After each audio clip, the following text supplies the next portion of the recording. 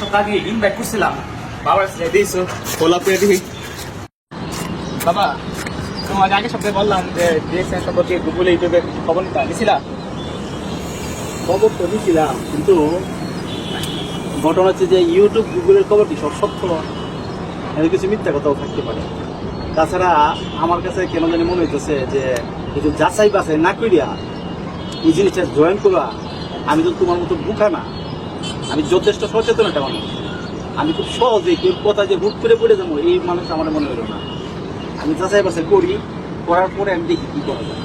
আচ্ছা তুমি বলো, ফেসবুক গুগল ইউটিউবে কি মানুষে মিথ্যা কথা বলে?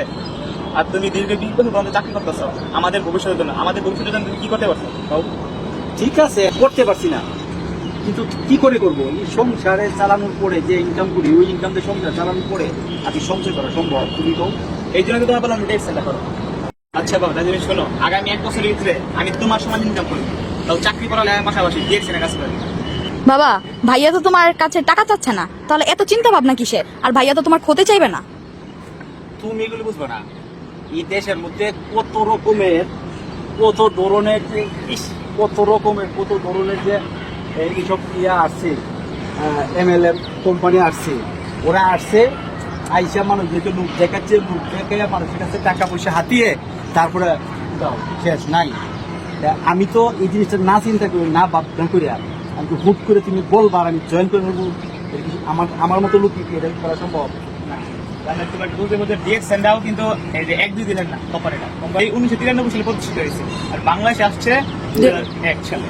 তাহলে এত বছর ধরে কোম্পানি মার্কেট টিকে রয়েছে, তোমার কি মনে হয় যে ধোকাবাজি করলে মার্কেট টিকে যেতে পারতো?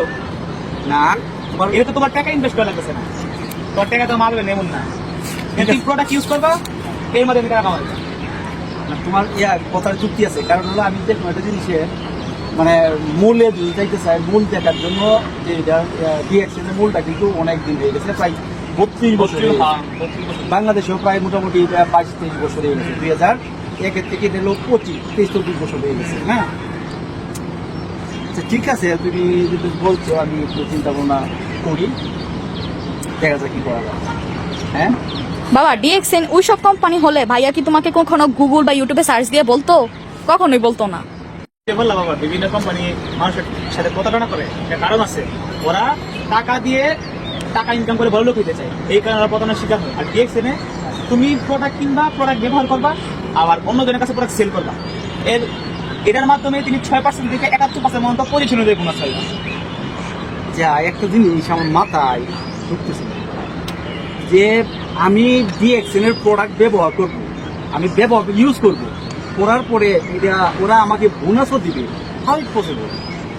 এটা ডিএক্সএনই সম্ভব, কারণ অন্য সব প্রোডাক্ট তৈরি করতে যাও তাহলে তোমার ওই প্রোডাক্ট উৎপন্ন করতে খরচ হবে 40%, আবার বিপণন করতে খরচ হবে 60%। আর ডিএক্সএনে উৎপাদন খরচ 40%, বিপণন কোনো খরচ নেই, কারণ বিপণনের কাজটা আমরা যারা কাজ করি ওদের মাধ্যমেই হয়ে যায়। আর ওই 60%টা 6% থেকে 71% পর্যন্ত পজিশন অনুযায়ী সকলের কাছে ভাগ হয়ে যায়। আর একটা মজার বিষয় হলো ডিএক্সএন সিস্টেমে তোমার প্রফিটের 20% কোম্পানি দিবে আর বাকি 71% কোম্পানি এমপ্লয়ীদের বোনাস হিসাবে প্রদান করবে। তাই এই জন্য তোমাকে বলতেছি যে সময় নষ্ট না করে ডিএক্সএন প্ল্যাটফর্মে তুমি আমার সাথে জয়েন, ইনশাল্লাহ আমরা কিছু ভালো কিছু করবো। আমার জীবনে এরকম কোনো কোম্পানি আমি দেখি নাই যে 29% প্রফিট কোম্পানি নিচ্ছে আর 71% প্রফিট তার সদস্যদের মধ্যে পজিশন অনুযায়ী দিয়ে দিচ্ছে। আর এরকম কোম্পানিটা আমি কোথাও দেখি না।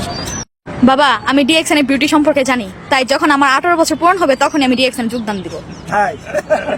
বললাম না ডিএক্সএন তোমার লগে লগে আমার মেয়েরা ডিএক্সএন এর মাথা রাখাইছে, আমার মেয়েদের মাথা ডিএক্সএন রাখাইছে না। বুঝলাম না তোমরা কি পাইছো? ডিএক্সএন তোমরা কি পাইছো? তুমি যদি বাবা এটার বিউটি সম্পর্কে জানতা তাহলে তুমি অনেক আগেই বলতে যে আমার এখনো কেন জয়েন করাওনি। আচ্ছা বাবা, অনেক তো শুনলা, এখন তুমি তোমার 1 কোটি ছবি, জিমেল আইডি আর তোমার নমিনি নামটা আমাকে দাও আর তোমার ডিএক্সএন জয়েন করে দিই। তাতে তুমি 190টা দেশে ইন্টারন্যাশনাল বিজনেসম্যান হিসেবে কাজ করতে পারো। আমার তো ভোটার আইডি তো মনে হয় যে রাখছি, ছবিও তো নাই, আমার তো ছবি তো নাই। আচ্ছা ঠিক আছে, আমি 2 দিন সময় দাও আমারে, 2 দিন পরে তোমার আমি সব কিছু দিবা। আচ্ছা 2 দিন পরে কিন্তু আমার মতামত বন্ধ হয় না। মনে থাকে জানো তুমি তো মতামত পাল্টে এলাও।